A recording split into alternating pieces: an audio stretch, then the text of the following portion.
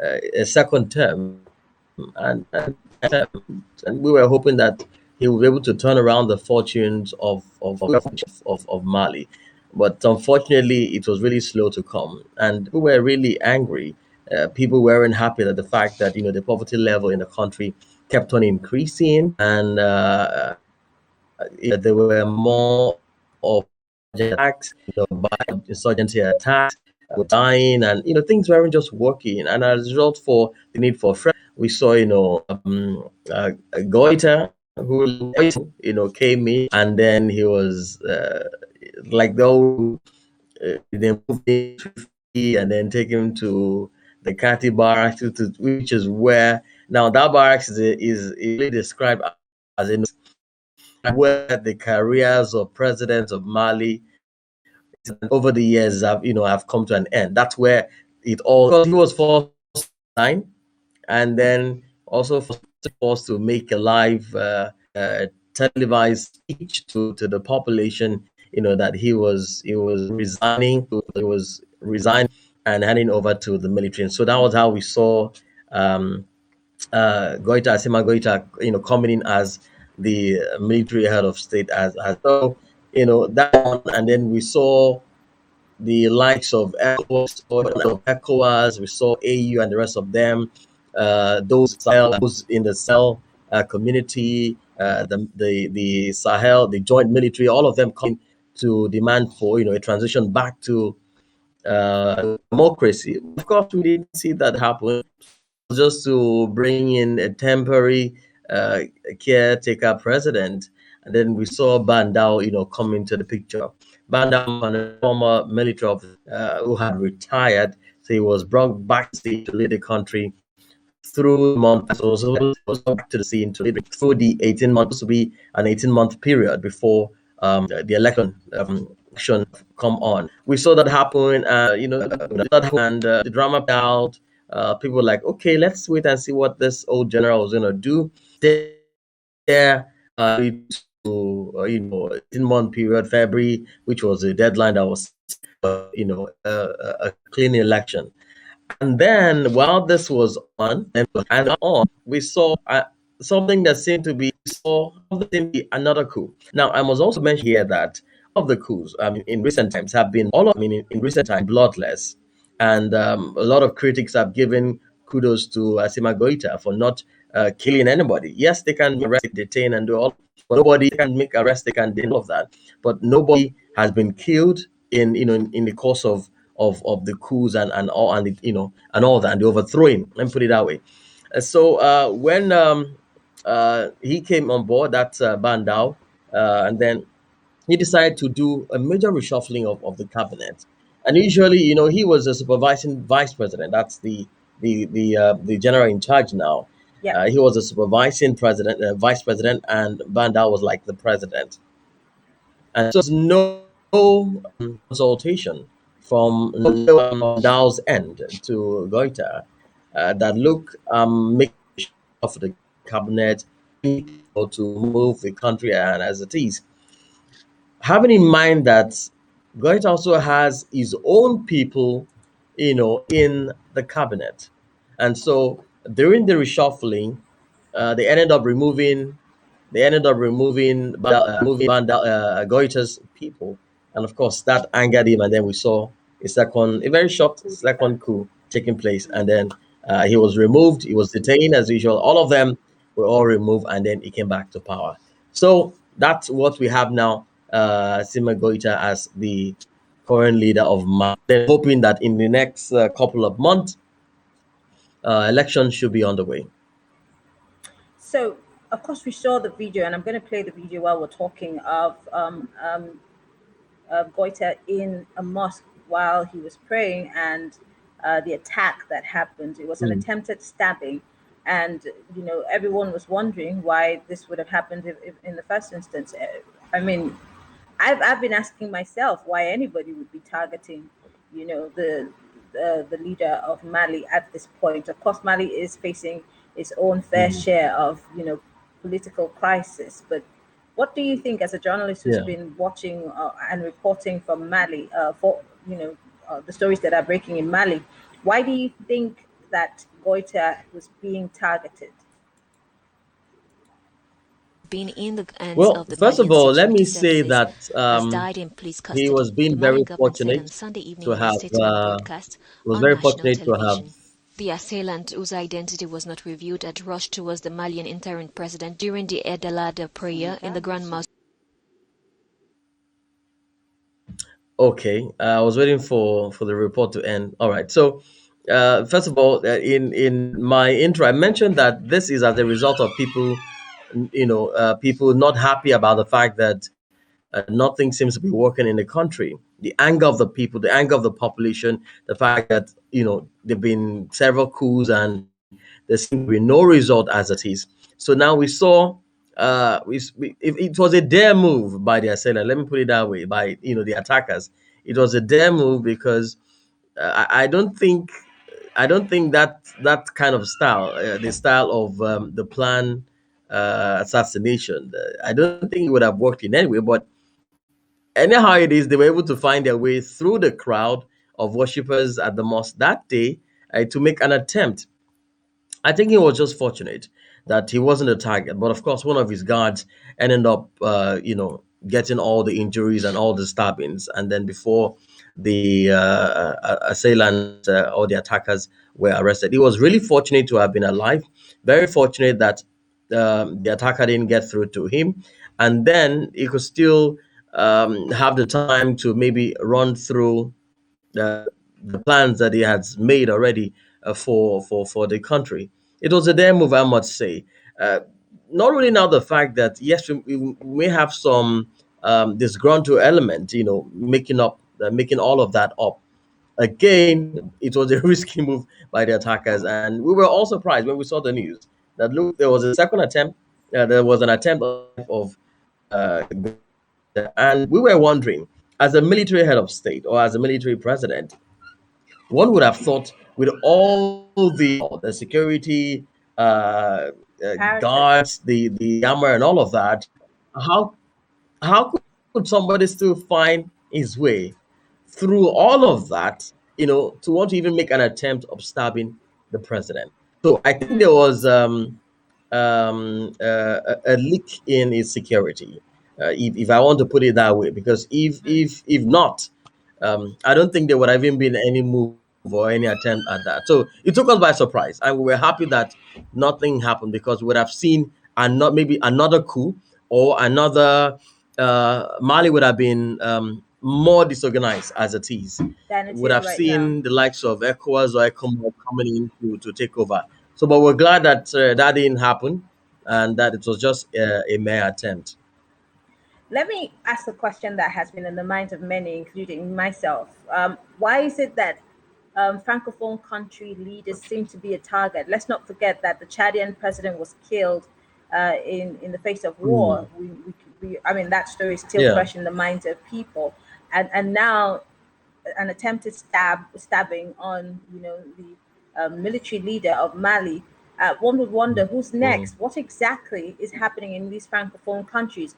And let's also look at the Sahel region and all of the crisis that's happening around there, including the fact that we still have to Yeah. deal with Gaddafi weapons that have been shared along those Sahel region Yeah. lines, plus the fact that we Hmm. also have the drying up of the Chad, which has led to a lot of herders, moving from place to place. Example is in Nigeria, where we're having to deal with these herders, and we're also dealing with bandits. Hmm. How is what's happening in Mali related to the Sahel crisis, and how could this, one way or the other, affects the countries that surround it? Well, the Sahel may be more of a desert region. But being a desert region, and the name itself, Sahel, makes it creates that opportunity for not just people who want to mine the riches in that region. Mali is a very rich country, and let's not get it wrong. Mali is like you mentioned in your introduction. Mali has gold, has diamond, copper, and a whole lot, and that's why you still see a hangover of the francophone countries. Let me just put it down, France as it is. It's very difficult for France to leave Mali. Uh, Very difficult for France to leave, you know, Cote d'Ivoire.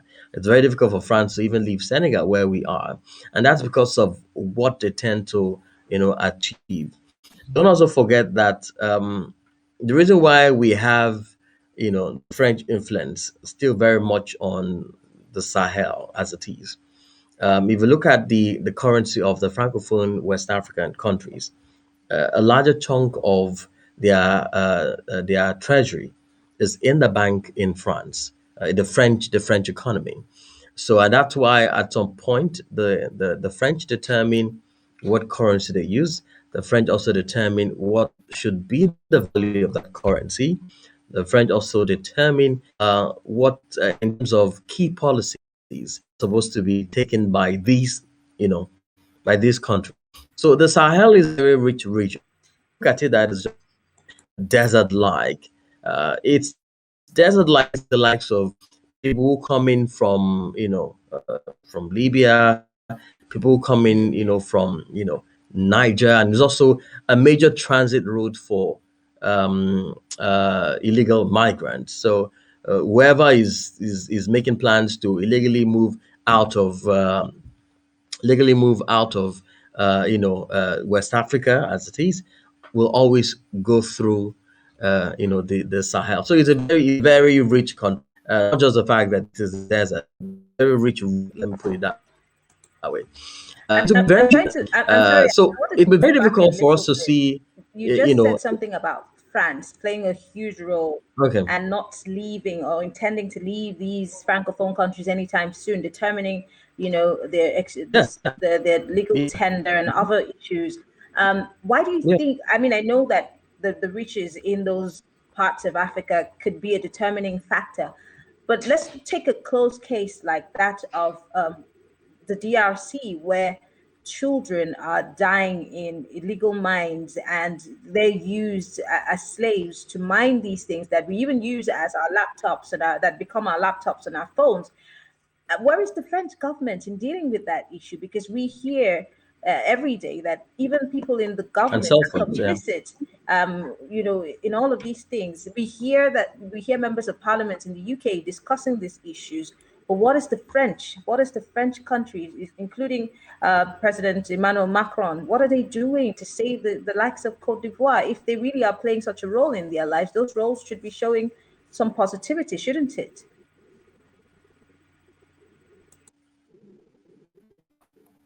Yes, I quite agree. I mean, yes, if they are coming in positive, I agree. I mean, there should be some positivity.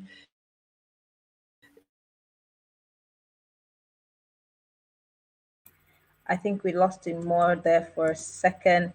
But in case you're just joining us, we're talking about Mali today. We're looking at the attempted stabbing of the military president or the military leader in Mali. And I did give a brief intro as Hello, can to you hear what me? Mali is. Yes, I can hear you more. I'm just going to come back to you briefly. I'm just doing a refresh. And for those who are just joining us, this is Conversations with Marianne, and my guest is from the West Africa Democratic Radio in Senegal, Dakar, Senegal. He's a broadcast journalist, and we're looking at what's happening in Mali and the trickling effect it would have on the countries that surround it. So you could be watching us live on Twitter, Facebook, and on YouTube. Feel free to ask questions. Feel free to comment. We'd like to hear from you. So go ahead. I was asking a question more about the role that France plays in these francophone countries and Hmm. why we are not seeing positivity instead of the negatives that are coming out from these countries, especially countries like DR Congo. Well, they play a huge role. Now, let me leave DRC aside for in this analysis. Now, I will pick that up later. For the francophone West Africa, France is playing a huge role, I must say, in terms of the supply of military hardware, in terms of the supply of troops, to join. In fact, they make the bulk of the troops that are handling the insurgency in this region.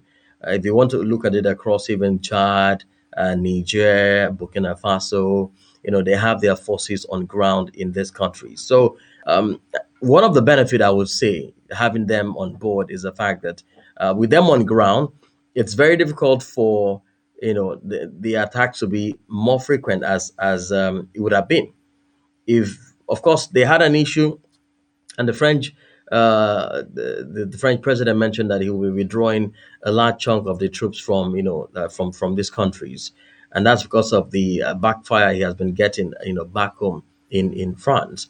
So by the time these troops pull out of this country, we may be seeing more and more attack. In fact, on daily basis, as we speak now, we still see attacks on daily basis. Al Qaeda from the end of Niger, Boko Haram from this other side here.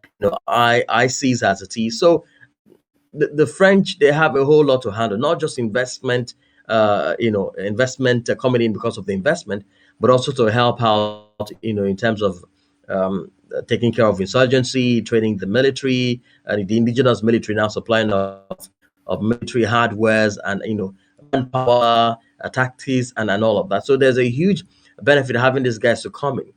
But again, in comparison, you also want to look at why are we not seeing this happen or happening in example Nigeria, Ghana, Liberia, Sierra Leone.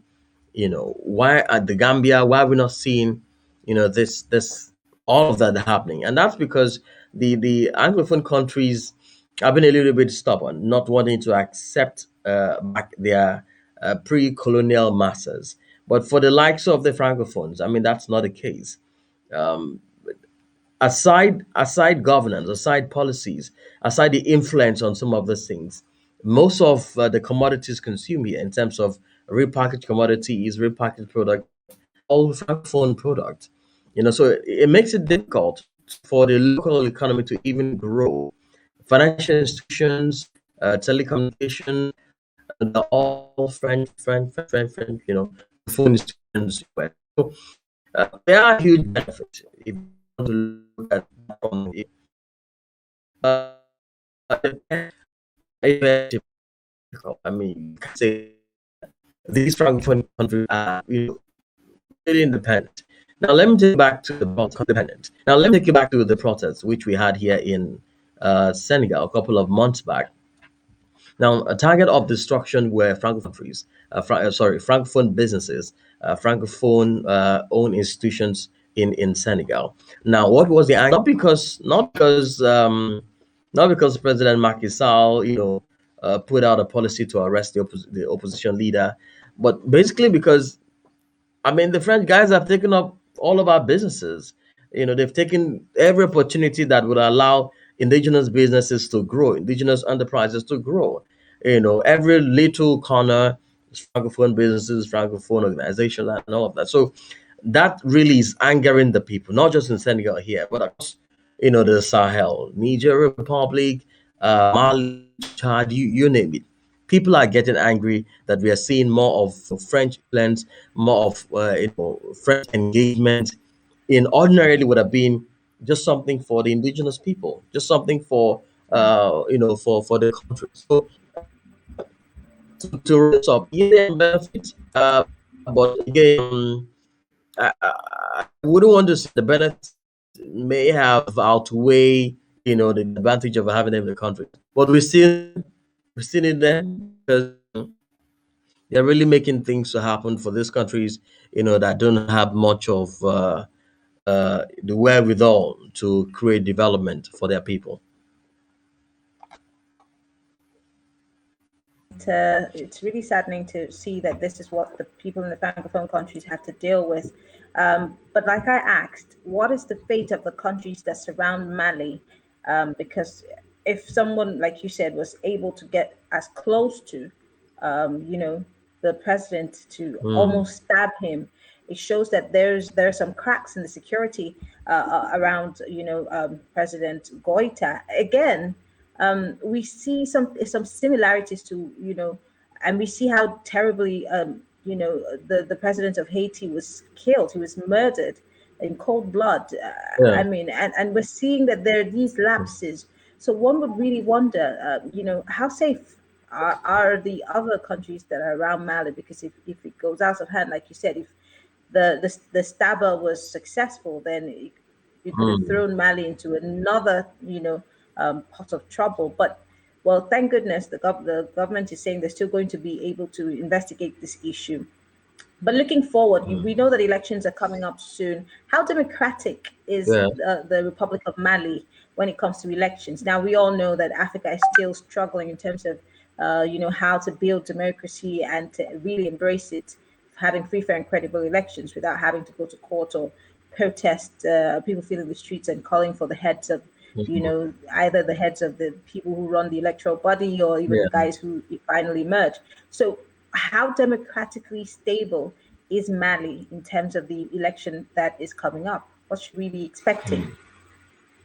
Okay, so let me just quickly respond to your question on countries, fate of countries surrounding or the neighbors of Mali. Now, if you look at that region clearly, you will see that Mali is bordering Algeria, and we know that in the in the southern part of Algeria, they also have their own in troublemakers, and then in the northern part of Mali, which shares a border with Algeria, that's where the picture. I mean, that's where the entire thing is.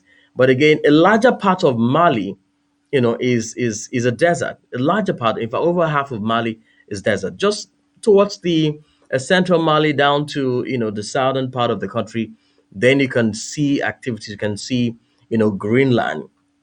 Of course, bordering Mali to the right is Niger Republic. Of course, we know that on daily basis there are reports of attacks by this Al Qaeda or ISIS or whatever group they call themselves on daily basis. To the right, and of course, if you look at also the bottom of Mali, you also see that there's also some troublemakers, just Burkina Faso, close to Ghana. So the entire region is open to attack. So, and that's why we see frequent attacks by people, groups that are connected to Al Qaeda, groups that are connected to ISIS. So this will continue for a long time until maybe the military of these countries will get it right, particularly those that are close to the likes of Niger and Libya, where they find it very easy to transport as military hardware, vehicles, and equipment for this jihadists.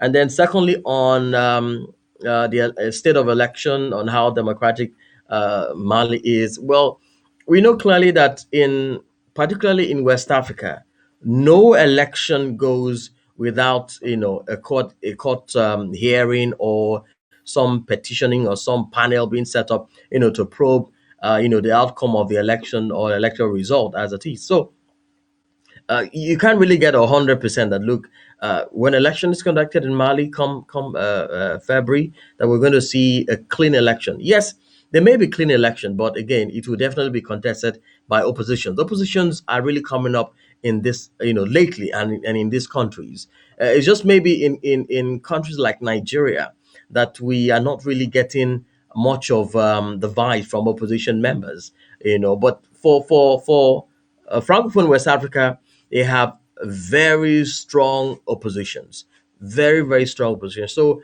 likely we're going to see, court activities as a result of, electoral contests of the result. And we're going to see it's a 50-50 chance. Let me put it that way. Maybe when the Senate, that electoral body is empowered, then we can see a clean election. But as long as countries in West Africa and even in Africa generally have not started doing electronic voting like what we see in the US and other developed countries, definitely there will always be issues after the elections. And I really can't guarantee that we're going to see 100% clean election. So just prepare yourself to cover more of court cases after the Malian elections.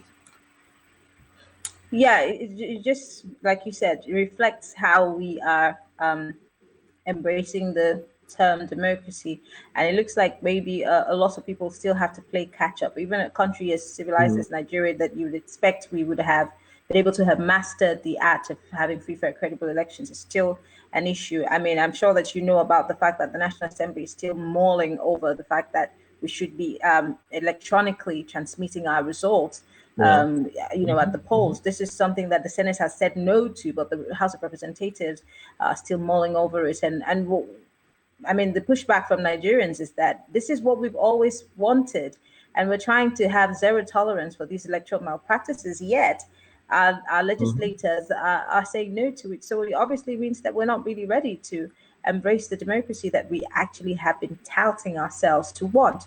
But Imo, I want to say thank you so much because this has been a very interesting, very educating, and very expository conversation about what's happening Thank you in for Mali and having me. across the Yeah. Sahel region. Thank you so much. Hopefully, we will be looking at Mali and the other stories that are developing from it. Thank you so, so much for being here. Sure, and thank you for having me, and see you again next time. All right. I want to thank everyone who's been part of the conversation, those who watched us on YouTube, on Twitter, on Facebook. Yes, we were live on all of those platforms. Thanks to HAPS. HAPS is the network of now. And if you want to have a multicasting platform where you can be broadcasting your conversations, whatever you want to stream live within the rules and regulations of streaming, you can do it here on HAPS Live. So go ahead. If you do not have a profile on HAPS, click on mine and you can quickly register and enjoy the experience on HAPS. I am Mary Ann Okona, broadcast journalist from Lagos, Nigeria. I'm signing out. I'll be back